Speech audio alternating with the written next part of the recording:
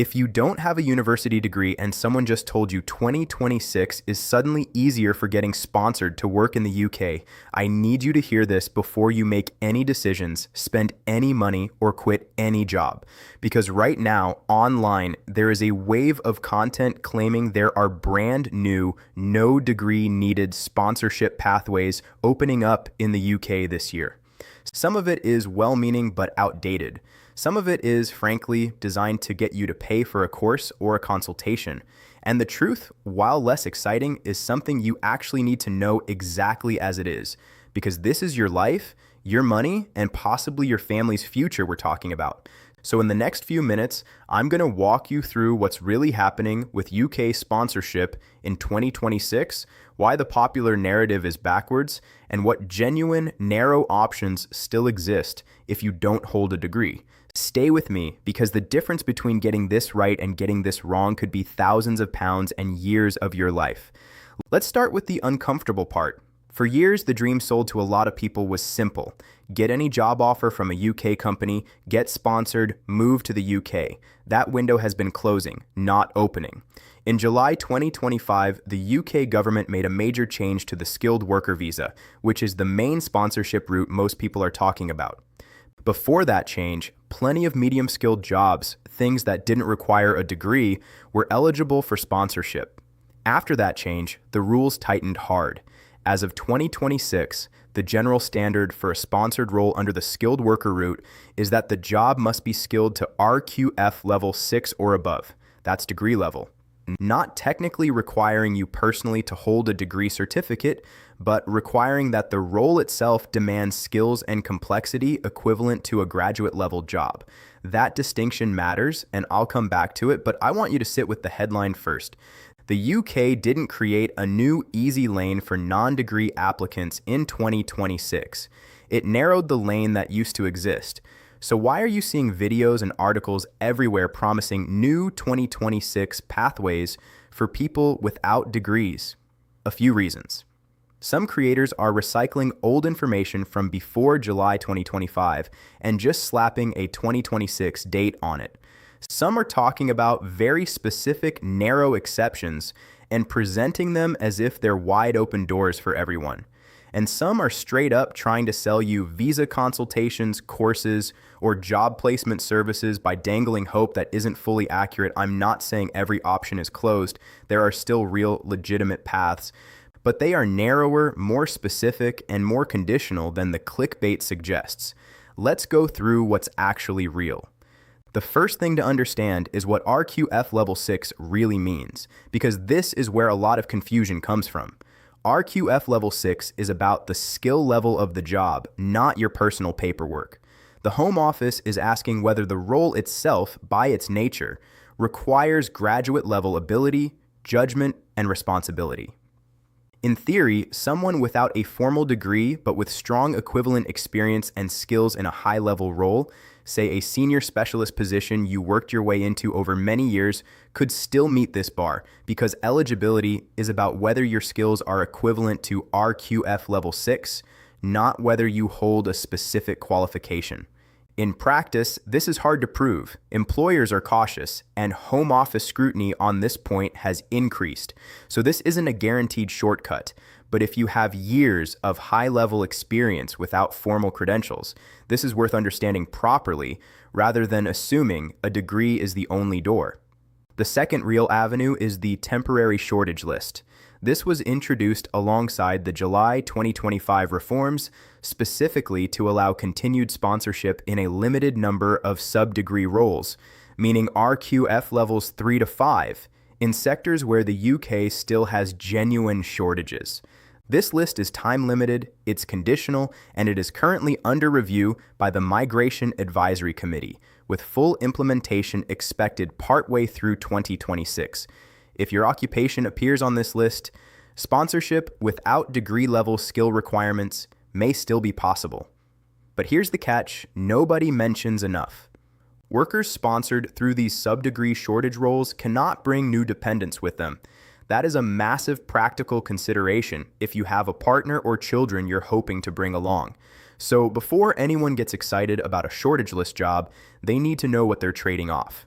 The third avenue, and this one gets glossed over constantly, is continuing employment protections. If someone was already assigned a certificate of sponsorship in a sub-degree role before April 2024 and successfully used it, they may still be able to extend or switch under those older, more lenient terms, in some cases all the way through to 2030.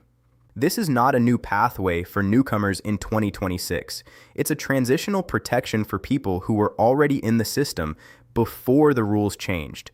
If this applies to you, it's worth knowing, but it does nothing for someone starting fresh today without a degree. The fourth real option, and one of the more flexible ones, is self-sponsorship. This isn't a separate visa category, but it is a legitimate legal structure. If you set up or already own a genuine UK business, that business can obtain a sponsor license, and the business can then sponsor you for a role within it, provided the role meets the same skill and salary requirements as any other sponsored job. The advantage here is you have more control because you're not waiting on an external employer to decide you're worth the paperwork. The catch is that this still requires the role to be genuine, to meet salary thresholds, and for your company to pass home office compliance checks, which have become noticeably stricter through 2026.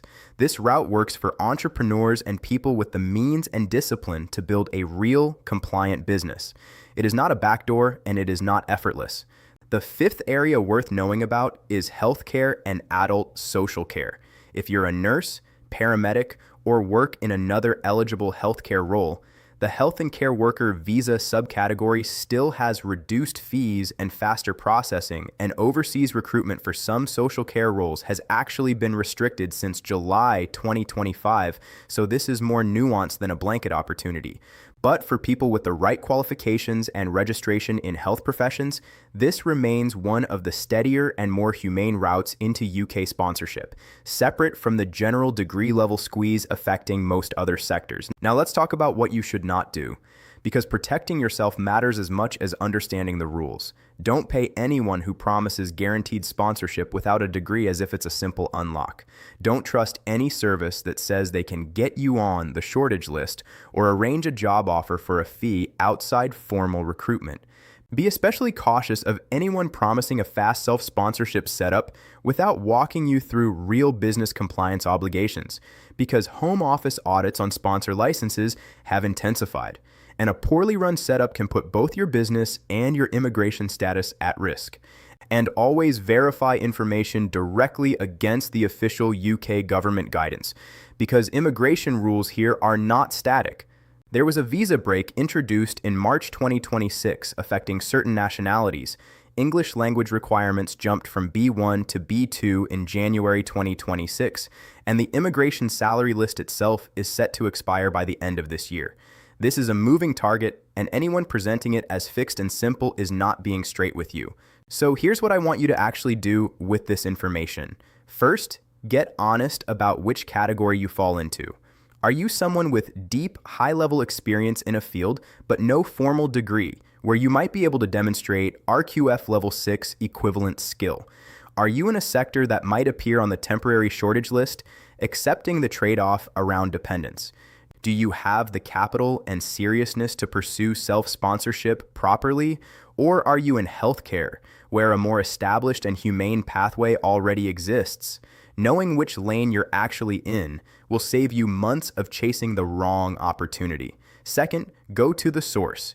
The official UK government website lists current eligible occupations, salary thresholds, and requirements, and it updates as rules change. Treat secondary sources, including content like this one, as a starting point for understanding, not as the final word for your specific situation. Third, if your case is genuinely complex, especially around self-sponsorship or proving equivalent skill without formal qualifications, speak with a qualified immigration advisor or barrister rather than relying on forums or social media threads.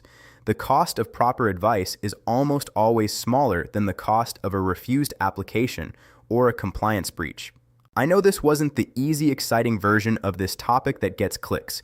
I could have told you there's a magic new 2026 loophole and gotten more views doing it, but you deserve the real picture. because you're the one who has to live with the consequences of the decisions you make based on what you watch. The truth is, the UK sponsorship landscape for people without degrees got harder in 2025 and has stayed tight through 2026, but it did not get impossible.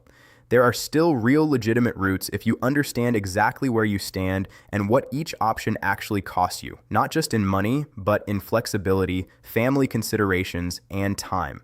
If this kind of clear, no-hype breakdown of immigration and visa topics is useful to you, that's exactly the kind of content I want to keep making, instead of chasing trends with half-true headlines.